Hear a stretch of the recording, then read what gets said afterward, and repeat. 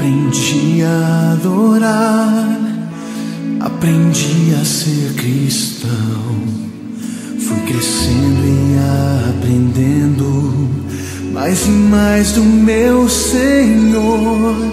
Quis fazer sua vontade para obter o seu favor. Mas minha fé não foi tão grande quando veio a tentação, pois deixei os seus caminhos e soltei as suas mãos.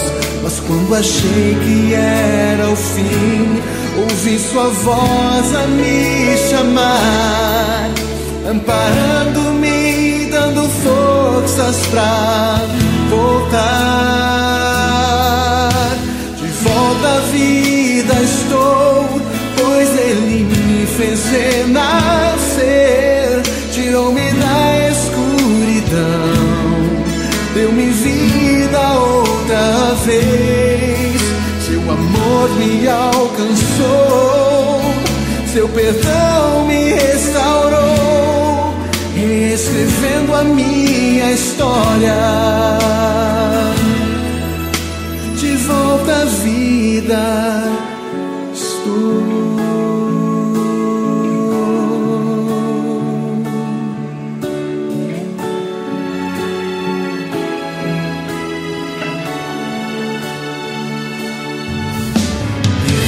Alguns amigos com quem pensava eu contar, pois ao cair me abandonaram. Mas quem são eles pra me julgar?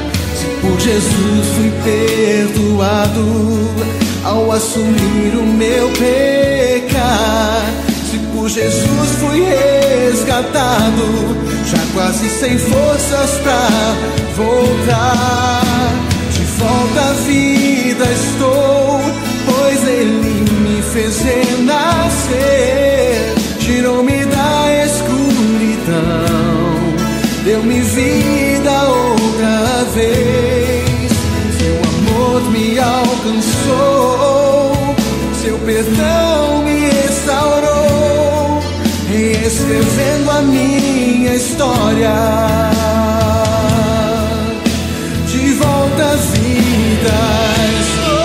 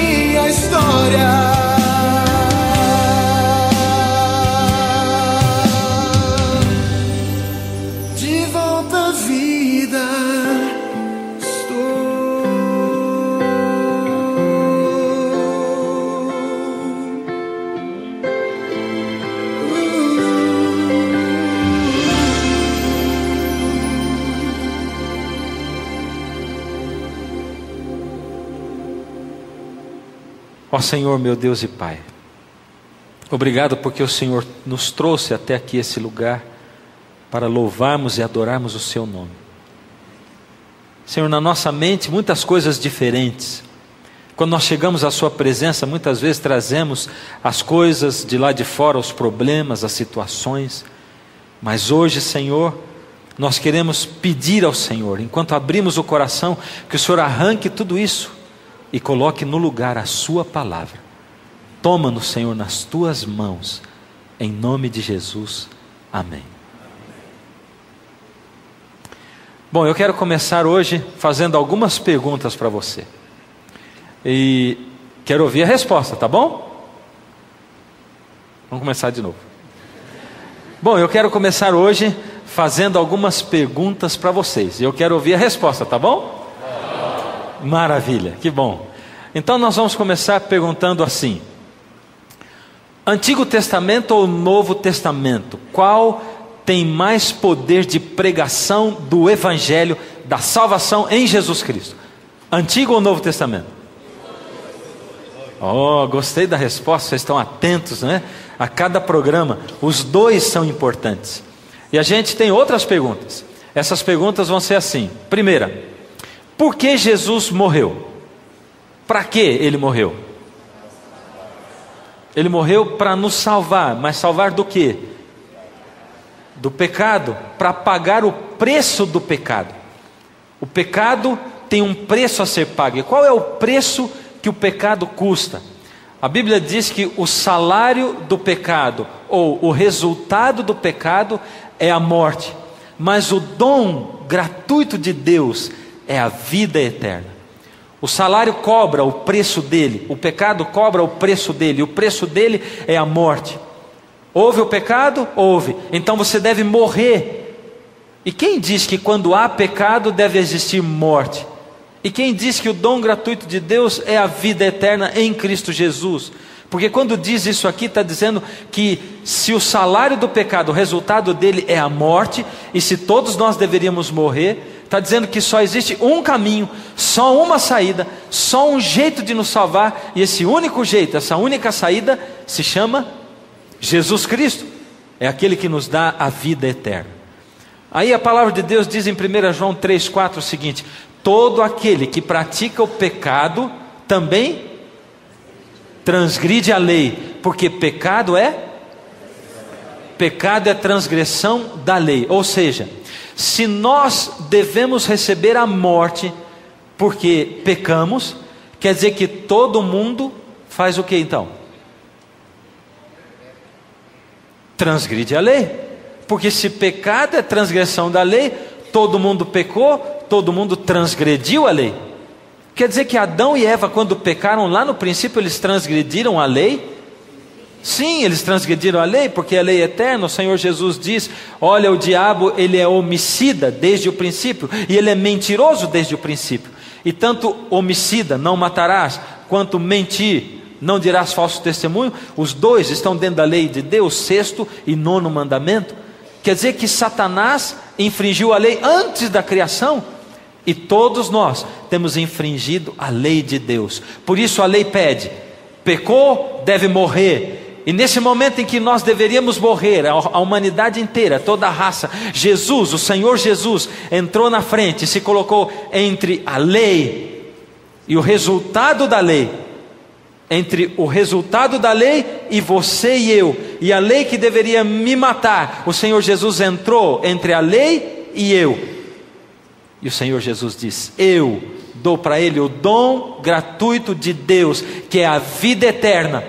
Só que na hora que Jesus se colocou e se interpôs entre a lei e o que a lei reclamava, e você e eu, nesse momento ele recebeu da lei aquilo que você e eu deveríamos receber. Ele recebeu a morte no seu lugar e no meu lugar. Por isso diz que o dom gratuito de Deus é a vida eterna em Cristo Jesus. E é por isso que você e eu, que só deveríamos receber a morte, acabamos recebendo a vida, à nossa disposição, porque o Senhor Jesus se interpôs ali. E a salvação para nós custa quanto?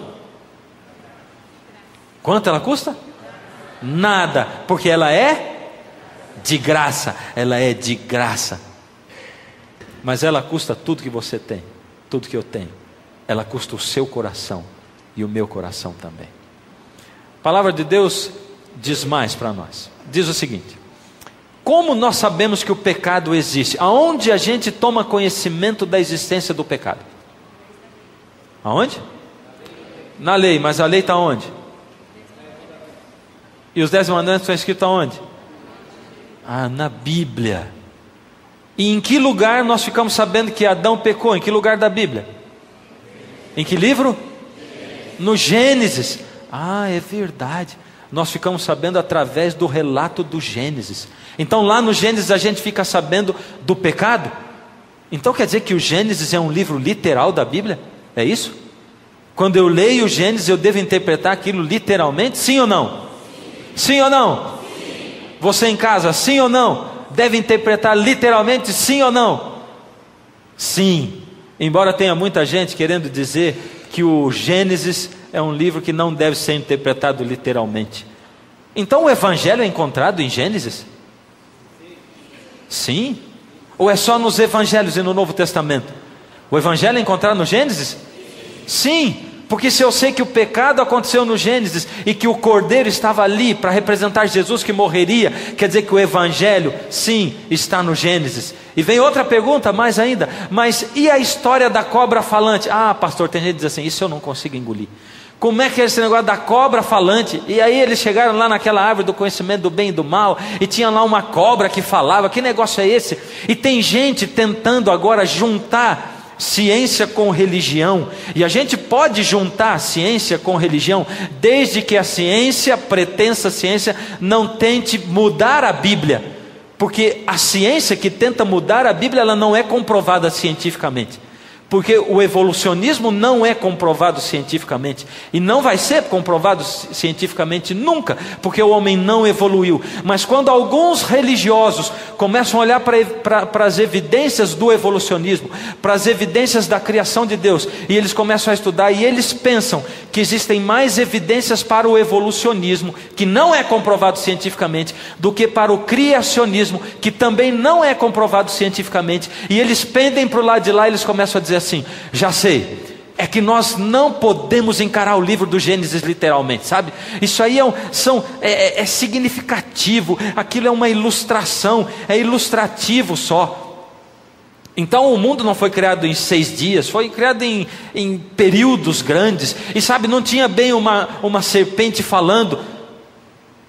E aí as pessoas tentam trazer a Bíblia, a palavra de Deus, a veracidade da palavra de Deus, de como o Senhor Deus relatou a criação, e Deus não está preocupado na Bíblia em tentar provar para você ou para mim que Ele existe. Ele não está preocupado. Por isso ele já começa dizendo assim, no princípio criou Deus os céus e a terra. E eu vou explicar para você como é que era. A terra era sem forma e vazia quando eu criei. E eu criei no princípio, o universo inteiro do jeito que você vê. Mas a terra não era bonita assim. E durou milhões e bilhões, eu sei lá quanto tempo, porque a Bíblia não fala. Desde que Deus criou o universo inteiro, até que Ele chegou aqui nessa terra e disse, haja luz. Eu não sei quanto tempo passou, e isso é bíblico. No princípio Deus criou os céus e a terra, e depois Ele veio e disse, haja luz.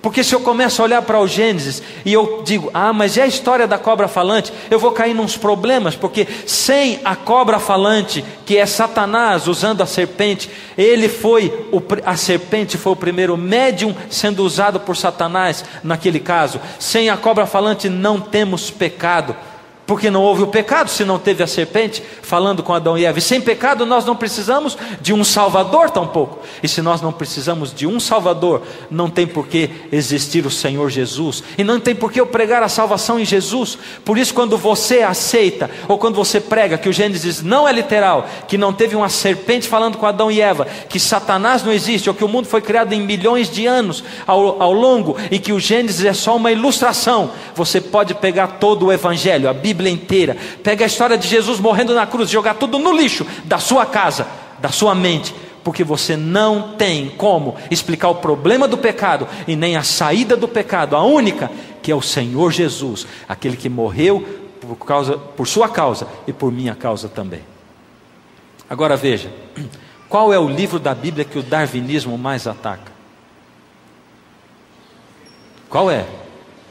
Quero ouvir você falar alto, isso é bom, é música para os meus ouvidos. Qual é o livro? É o Gênesis. É o Gênesis.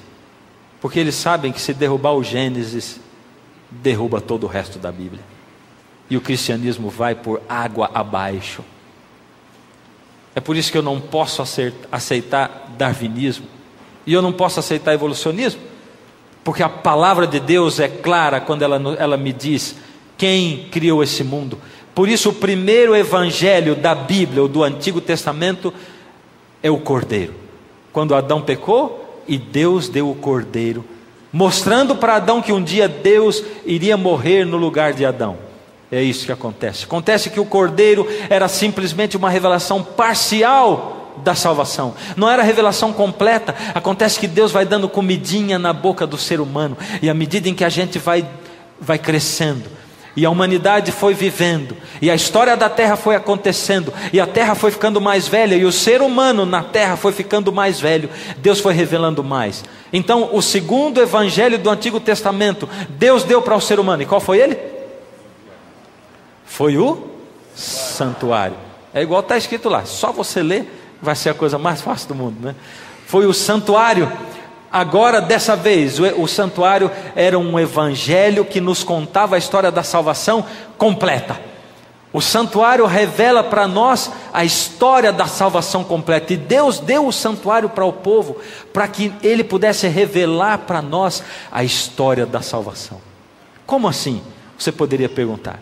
Isso aí está relatado para nós no serviço diário do santuário. Todos os dias acontecia um sacrifício lá no santuário. E como é que ele acontecia? Aqui você tem o santuário, ele está de lado, né? Essa é uma figura do santuário. E você tem ali, bem na frente, naquele espaço vazio, é o pátio do santuário. E embaixo está escrito o quê? Bem alto, bem forte, bem bonito. Sacrifício. Porque o que acontecia ali no pátio do santuário?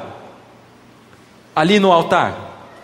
O sacrifício do cordeirinho que morria ali, e depois tinha um outro móvel ali que era a pia. Ali no pátio do santuário acontecia o sacrifício, indicando que um dia iria acontecer aqui nessa terra o sacrifício de Deus, do Senhor Jesus.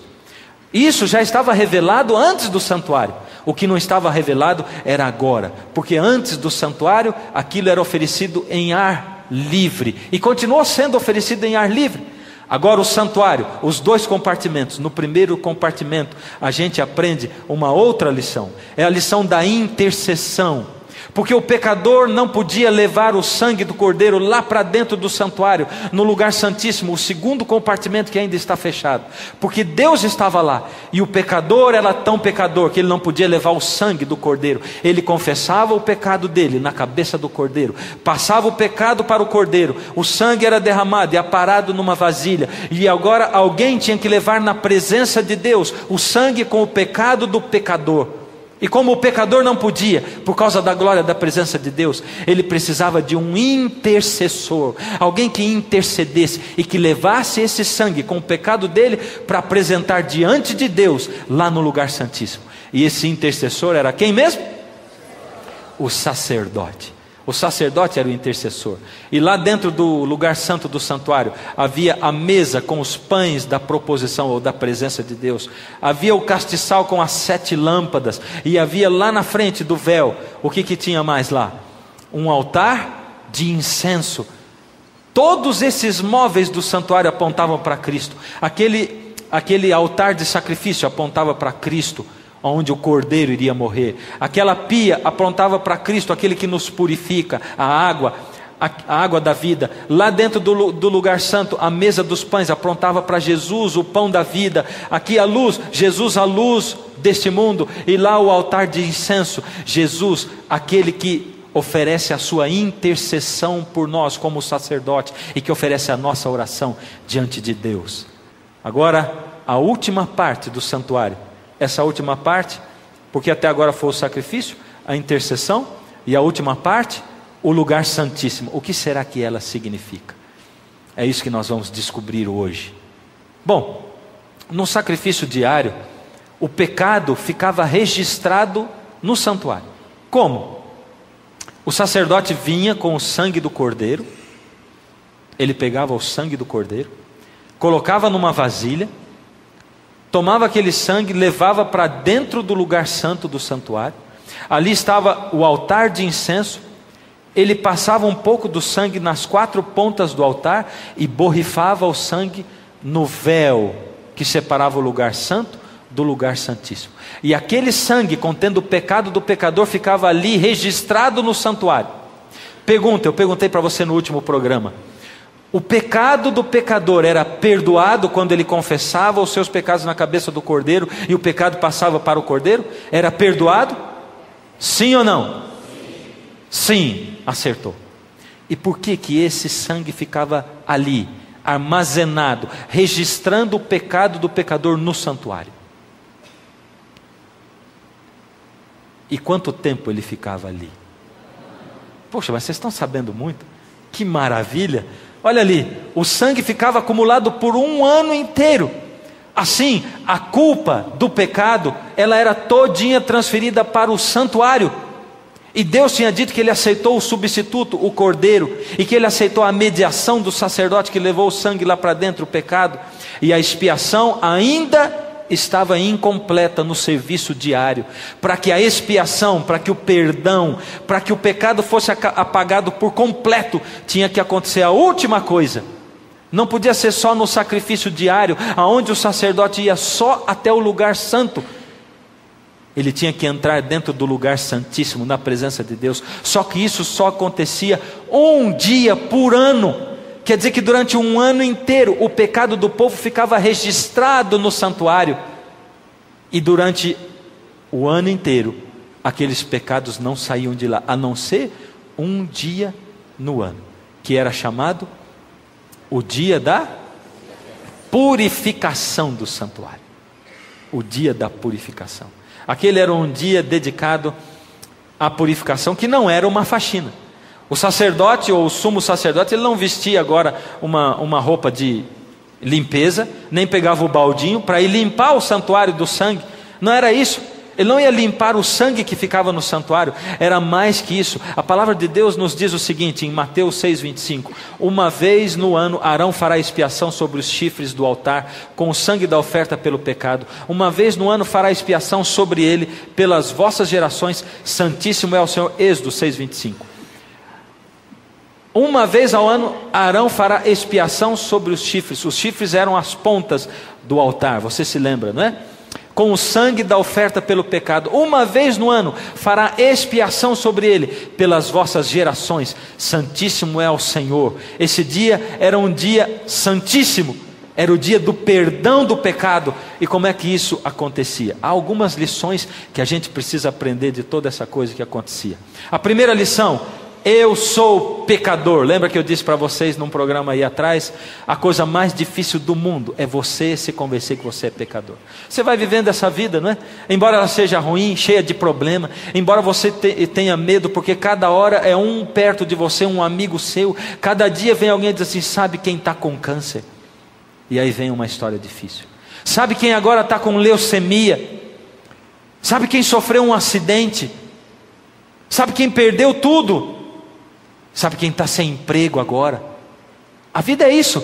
A vida nesse mundo é cheia dessas surpresas terríveis. Mas embora a gente viva essa surpresa terrível, a gente vai vivendo uma vida de conformismo, né? Olhando para a gente mesmo pensando assim: a vida é assim mesmo. Mas de repente, de vez em quando, vem um sentimento, uma coisa que toma conta da gente e que diz assim: calma, acorda, a vida não é só isso. Toma jeito, deve ter alguma coisa a mais. Tem alguém, algum amigo seu que ama você demais e vive chamando você para ir na igreja, vive chamando você para ler a Bíblia, vive dizendo: Deus te abençoe. Embora você esteja tão longe de Deus, você nem acredite em Deus, embora você nem tenha tempo para Deus e nem queira se aproximar dele, porque vai que eu me aproximo de Deus e Deus muda a minha vida. Eu não quero que Ele mude a minha vida, a não ser quando acontece uma desgraça ruim demais, quando você perde as rédeas da sua vida, da sua casa, da sua família. Aí, quando não sobrou mais nada, quando tudo virou uma desgraça, quando só sobra um monte de porcaria para todo lado, aí você quer entregar as porcarias que sobraram para Deus. E nós, seres humanos, somos ingratos. Por isso muita gente acha que Deus fica o tempo todo mandando provações, castigos para as pessoas virem para Ele. O Senhor Deus é um Deus de amor, de misericórdia e de bondade. E eu vou dizer para você: se você não tem provação, não tem problema, saiba que é porque não está valendo a pena nem Deus mandar provação para você, para trazer você para Ele, porque Ele sabe que você não vai se recuperar. Se a sua vida está muito boa, não está valendo nem a pena, porque nós, seres humanos, muitas vezes só olhamos para Deus quando acontece alguma coisa ruim na vida da gente. É verdade ou não é? Só quando acontece. Aí quando não sobrou mais nada, a gente quer entregar os cacos que sobraram da nossa vida, o que restou, para o Senhor Deus. A segunda é que a saída para a minha vida de pecado, a saída para que eu tenha vida eterna, para que eu possa viver a eternidade, não é a reencarnação. A saída para a minha vida é uma só. A saída está fora de mim. A saída não está dentro de mim. A saída é o Senhor Jesus, o Cordeiro de Deus que tira o pecado do mundo. A salvação também é de graça, e essa é a terceira lição. A salvação é totalmente de graça. Não adianta você querer dar comida para os pobres para ganhar a salvação. Sim, nós precisamos alimentar os pobres, mas não adianta eu querer fazer, não adianta tirar a roupa e dar para o que está passando frio para tentar ganhar ponto com Deus, porque não adianta, a salvação é de graça. Não adianta querer guardar a lei de Deus todinha para ganhar a salvação é de graça, e a graça de Deus é assim tão maravilhosa, tão abrangente, que ela é até perigosa, porque Deus é aquele que dá para você a liberdade, e você pode vir aqui à presença de Deus, você pode ligar a sua televisão, se encontrar com Deus, você pode olhar para Deus, ouvir o chamado de Deus, e no momento que Deus chama você, você virar as costas para Ele, porque a graça dele é maravilhosa. Tem gente que vai viver a vida inteira numa igreja, e pode se salvar no fim, como pode se perder. E tem gente que pode viver a vida inteira no mundo, vivendo tudo que esse mundo oferece, se drogando, se prostituindo, sendo um assassino, um ladrão. E no último momento da sua vida, se tiver um coração puro, e olhar para Deus, e tiver tempo de pedir perdão, o Senhor Deus ainda é capaz de perdoar, e vai se salvar juntinho com aquele que passou o tempo inteiro na igreja, porque os discípulos de Jesus que andaram com Ele, também terão salvação, tanto quanto aquele ladrão que estava com Ele na cruz, que não tinha mais tempo para descer da cruz, que não tinha mais tempo para provar que ele agora era um bom homem, mas o Senhor Jesus prometeu para ele: na verdade eu te digo hoje, você vai estar comigo no paraíso. É isso que eu prometo para você. A graça do Senhor Jesus é tão grande assim e tão maravilhosa, que ela chega a ser às vezes até injusta. É injusta aos nossos olhos, porque aos meus olhos, eu que sirvo a Deus a vida inteira, não posso ter a salvação tanto quanto aquele que aceitou no finzinho da vida dele. Mas ela é tão injusta que ela me salva, porque se ela fosse justa ela me mataria, porque o que eu mereço é o pecado, porque as minhas obras não são nada. O que eu posso fazer de bom? Se uma hora eu estou assim tão bonzinho, e a outra hora eu estou tão mal. Se uma hora eu amo tanto a Deus, e a outra hora eu não tenho nem vontade de orar.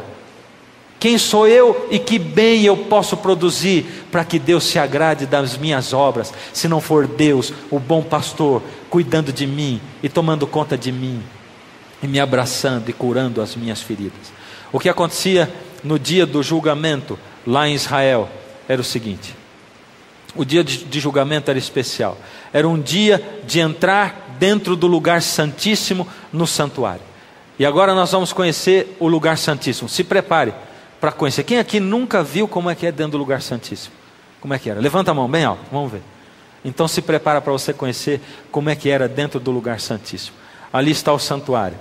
Entrando no véu, lugar santíssimo, ali dentro do lugar santíssimo estava aquele móvel, é a arca do concerto. Em cima dela 2 querubins, a tampa que se abre, e dentro da arca tinha 3 coisas. O Senhor Deus mandou construir a arca. A arca era toda revestida de ouro. A tampa dela se chamava propiciatório. Sobre esse propiciatório 2 querubins. De trás dali dos querubins, por entre eles, por cima, vinha a luz da presença de Deus, que se chamava Shekinah. E ali dentro estava a lei, as tábuas da lei, escritas com o dedo de Deus, dentro da arca do concerto. Ali estava a vara de Arão, que floresceu quando o Senhor Deus o chamou para junto com Moisés e tirar o povo do Egito. Estava um potinho contendo o maná que o povo recolhia no deserto e que era o pão vindo do céu. Tudo isso estava dentro da arca do concerto, por baixo da tampa que se chamava propiciatório. E a lei de Deus estava ali. Sabe por quê? É porque o Senhor, eu me arrepio quando eu falo dos assuntos da Bíblia, porque Deus não coloca na sua palavra nada em vão.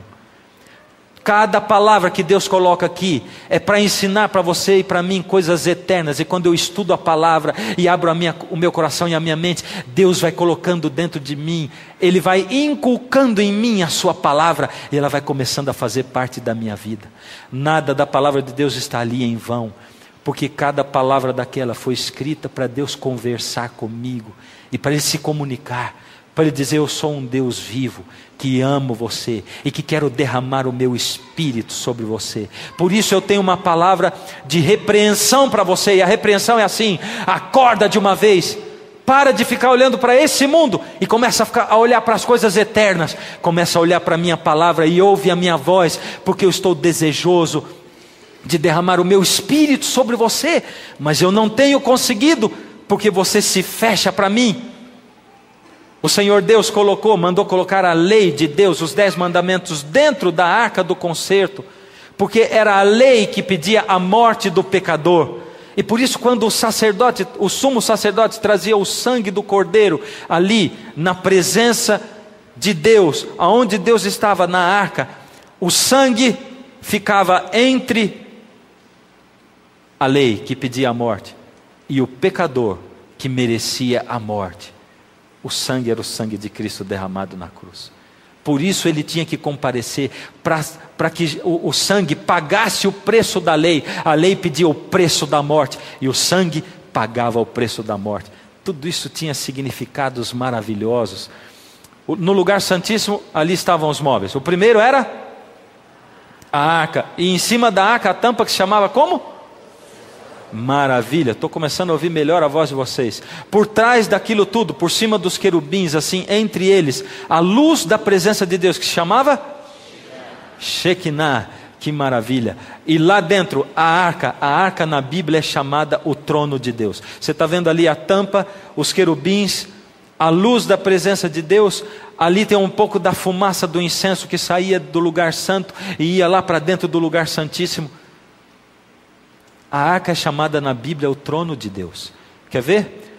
Salmo 99:1, reina o Senhor, tremam os povos, Ele está entronizado acima dos querubins, abale-se a terra.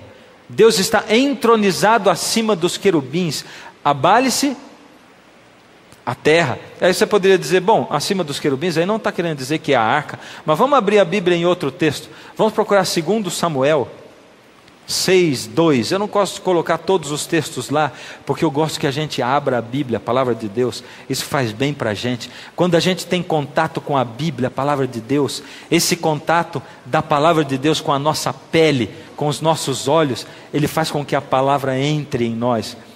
E 2 Samuel 6:2 diz assim: dispôs-se e com todo o povo que tinha consigo, partiu a Baalá de Judá, para levarem de lá para cima a arca de Deus, sobre a qual se invoca o nome do Senhor dos Exércitos, que se assenta acima dos... Ou seja, Deus se assenta acima dos querubins. Quais querubins? Os querubins que estão na arca. E no texto anterior diz que ali a arca, o lugar onde Deus se assenta em cima dos querubins, aquilo é o trono de Deus. Por isso a arca é chamada o trono de Deus. Por isso 2 Samuel 6:2 afirma isso. Agora veja, Deus se manifestava de duas maneiras ali naquele santuário. Primeiro, Ele se manifestava através da Shekinah. Lá no lugar santíssimo, a presença física de Deus estava lá. Deus fisicamente, uma luz que não era provocada por nada, a não ser por Deus. A segunda maneira pela qual Deus se manifestava dentro do lugar santíssimo era através da sua lei, porque a lei de Deus era a expressão do caráter de Deus. Você quer saber como Deus é? Quer saber como Deus é? Gostaria de saber? Como é o caráter de Deus? Olha para a lei. Deus é Deus sobre todos os deuses. Deus ama quem ama os pais. Deus ama quem não pensa em matar, quem não pensa em destruir ao próximo. O Senhor Deus é a expressão da sua lei. A lei é a expressão do caráter de Deus. Esse é o Senhor Deus. Por isso eu não posso desprezar a lei. Eu vou dizer para você, querido, Você que é meu querido irmão evangélico de outra igreja, por misericórdia, eu tenho aprendido muitas coisas com vocês, muitas coisas, muitas e muitas. Eu não posso desprezar vocês, a sabedoria de vocês. Eu não posso desprezar o coração sincero de vocês. Eu não posso desprezar a busca de vocês. Mas por misericórdia, não despreze a lei de Deus.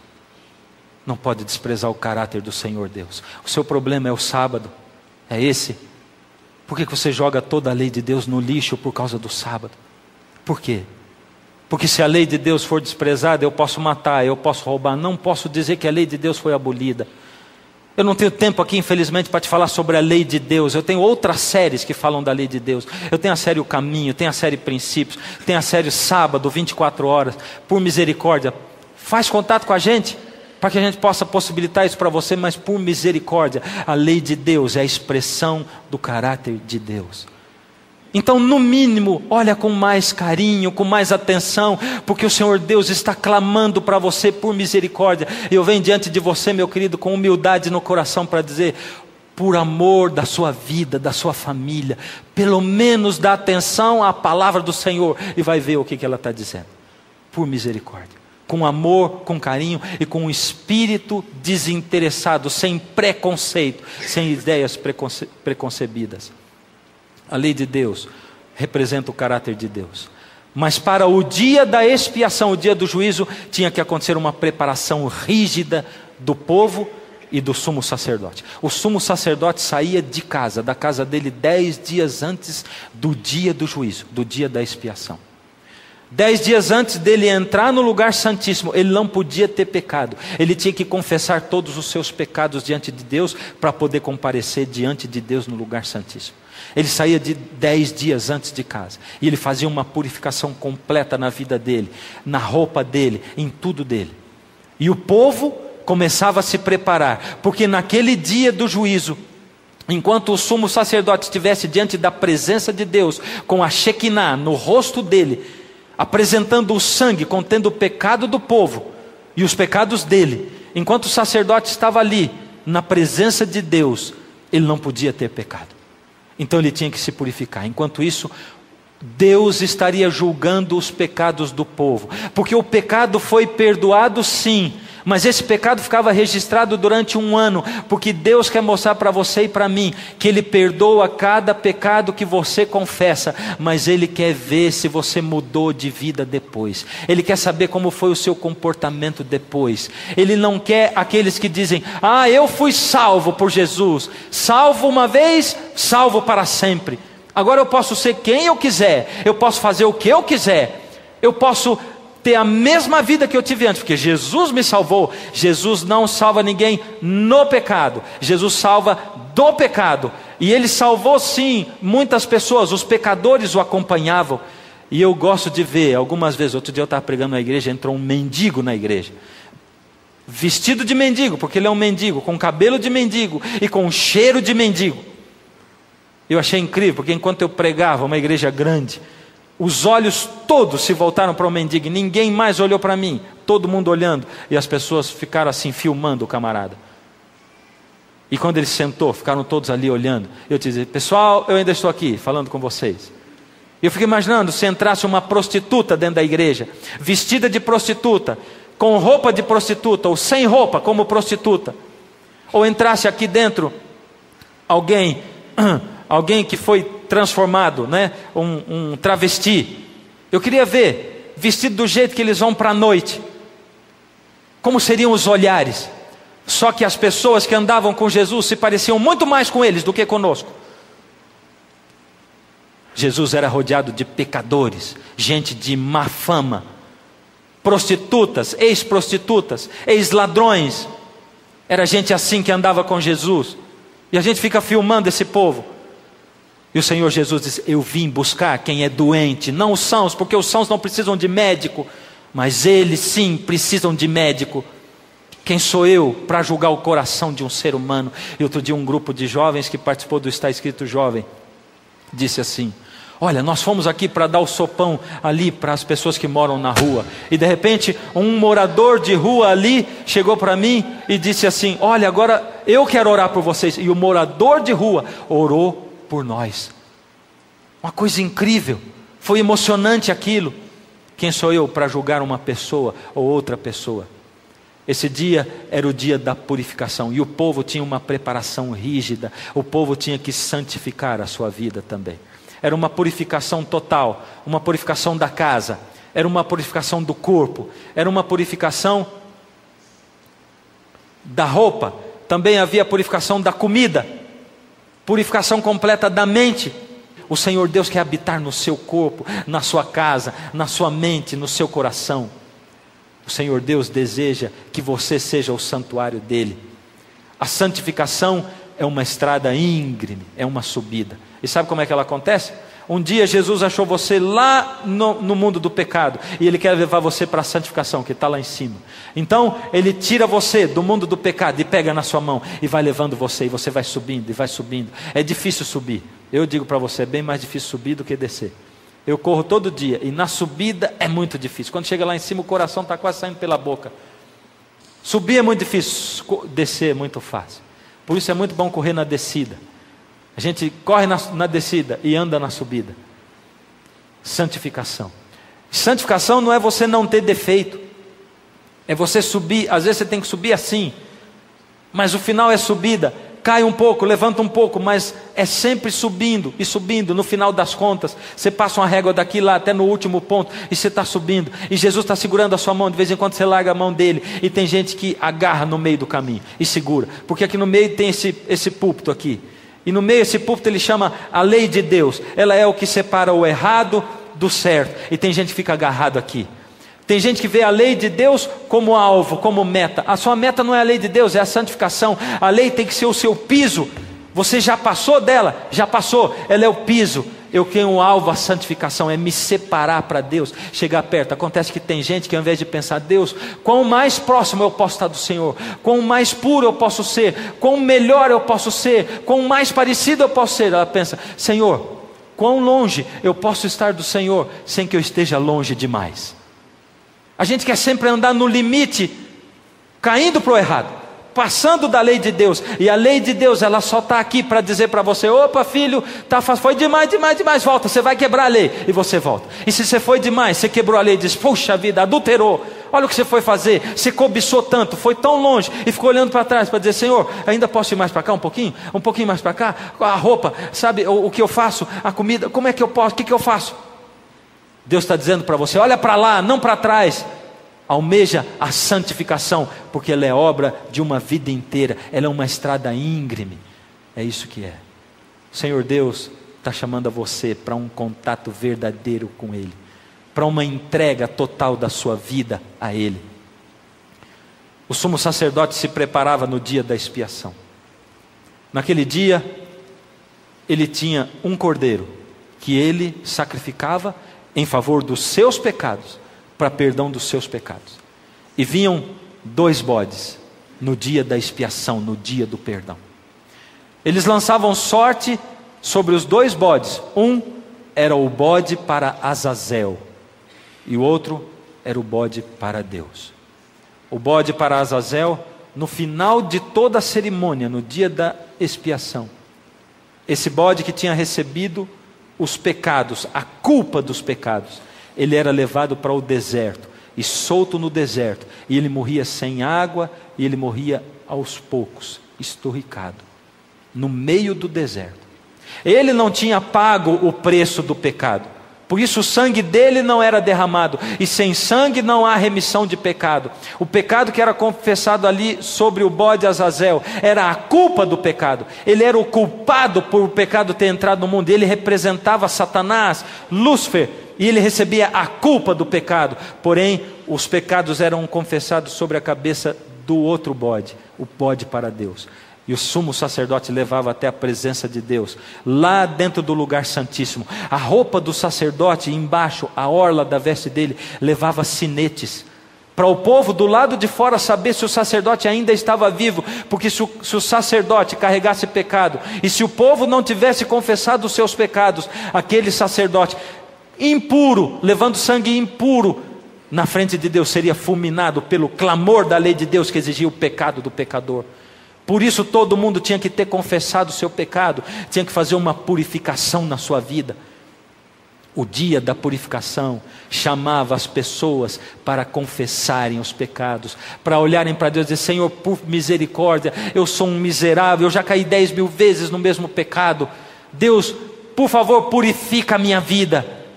E Deus hoje quer entrar na sua vida, na sua casa, na sua empresa, no seu coração. A obra-prima do inimigo é olhar para você e dizer assim: isso que ele está falando serve para os outros, mas não para você, porque para você é impossível. Olha como é que está a sua vida amorosa, olha como é que está a sua vida sexual, olha como é que está a sua empresa, olha no seu serviço, tudo que você tem que fazer. É impossível Deus purificar você. Pode ser que isso funcione para ele, que é pastor, pode ser que funcione para os outros, mas não funciona para você. E eu queria dizer, por misericórdia, não escute essa voz, não escute, porque a salvação de Deus é abrangente, ela é de graça e ela é para você. Deus a planejou para você. Quando o Senhor Jesus morreu na cruz, Ele estava pensando em você, com todos os seus problemas e as suas limitações. E quando o Senhor Jesus clamou na cruz, Ele estava olhando para você que está vivendo hoje, no século 21, olhando para o seu rosto, para a casa onde você mora, para o lugar onde você trabalha, para os relacionamentos que você tem. E Ele estava dizendo: filho, eu sei que você vai se cansar da vida que você tem. Filho, eu sei que você vai ver que a vida é muito mais difícil do que você pensa. Filho, eu estou aqui morrendo e derramando o meu sangue para pagar o que a lei exige. Eu vou pagar o preço do pecado, que é a morte, para que você tenha vida. E Jesus hoje, de cima da cruz, de dentro do santuário, como o sumo sacerdote que Ele é, Ele está olhando para você e está dizendo: filho, não acredite nessa voz que diz: você não é capaz de se salvar, porque eu sou aquele que salvo todos os que creem em mim e desejam. Porque Deus amou ao mundo de tal maneira que deu o seu Filho unigênito, para que todo aquele que nele crê não morra, mas tenha a vida eterna. Você crê? Você tem fé? Quem sabe nesse momento eu fiz você olhar para você mesmo, e alguns de vocês se decepcionaram no fim de tudo, pensando: não, eu não tenho fé. Está precisando de fé? Então você só pode ouvir uma voz, é aquela que vem de Deus, não há outra. E Jesus vai chamar você. Então você, essa noite, você que hoje está aqui nesse lugar, o Senhor Jesus vai falar com você. E você que nunca entregou o coração a Jesus publicamente, ou você que um dia entregou o coração a Jesus, mas cortou o relacionamento com Ele, está tão longe. Você que não tem fé. Não é para todos o convite. É para quem nunca entregou o coração a Jesus publicamente, ou para quem um dia entregou e rompeu com Ele. Jesus vai chamar você e vai ter uma batalha, duas vozes falando no seu ouvido. Ouve a voz de Jesus, aceita o chamado e vem aqui. Eu quero orar com você. E você, se quiser, pode ir para frente da sua TV, da sua tela. Mas se o Senhor Jesus chamar, não fique parado no lugar onde você está. Ele quer ouvir a sua resposta. É o seu pedido de perdão. Hoje é o seu dia particular do juízo, onde você confessa e Deus faz, onde você purifica e Deus aceita e te perdoa. A música toca, o Espírito de Deus toca o seu coração. E quando Ele tocar o seu coração, é hora de vir, é hora de aceitar, é hora de atender, é hora de levantar, não é hora de ficar no seu lugar, mas de chegar aqui.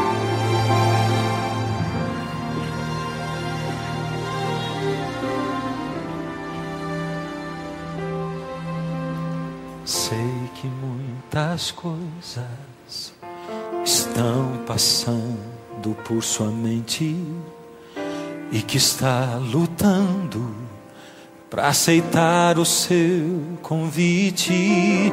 O inimigo vai tentar impedi-lo de chegar até Jesus. Ele quer fazer você pensar que dessa vez não há mais volta e que foi tão longe para ter de novo o amor do Pai. Não escute essa voz, não recuse o perdão que Ele oferece novamente para você. Ouça seu chamar, não deixe de escutar. Deus clama por você. Sei que quer se entregar. Não resista mais. Ele esperando está e estende agora outra chance para recomeçar. Se entregue para Jesus. Escute seu chamar.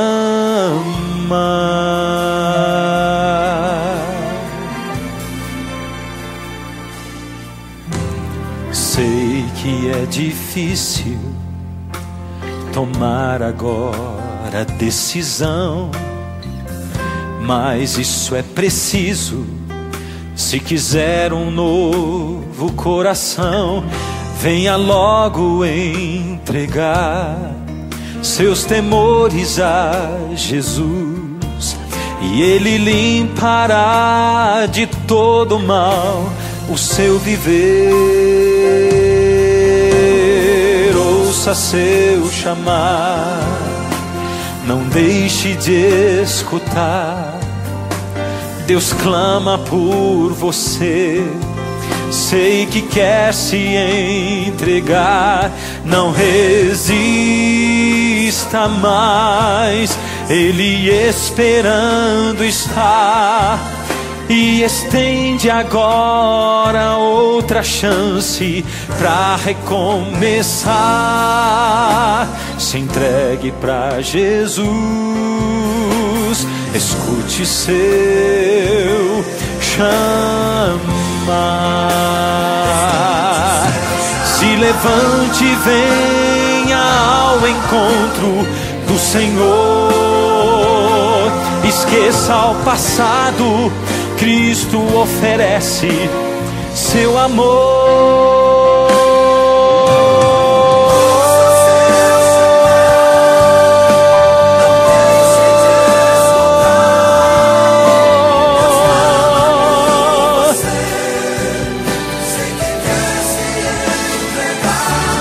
Não resista mais, Ele esperando está e estende agora outra chance para recomeçar. Se entregue para Jesus, escute seu chamar.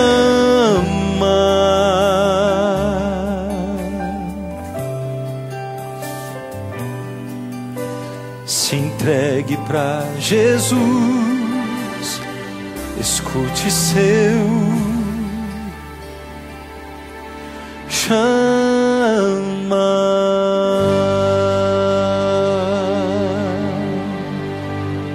Ó Senhor Deus, muitos dos seus filhos escutaram o seu chamar e atenderam o seu convite, estão aqui, Senhor. Ainda impotentes eles se sentem, porque nós somos assim mesmo, impotentes. Caímos tantas vezes e nem levantamos tantas outras. Ó Senhor, nesse momento o Senhor tomou a mão deles e os levantou, mostrando para eles o caminho lá em cima da santificação, de estarem separados para o Senhor, porque santificar quer dizer separar. que eles se separem para o Senhor com o poder do seu Espírito Santo na vida deles.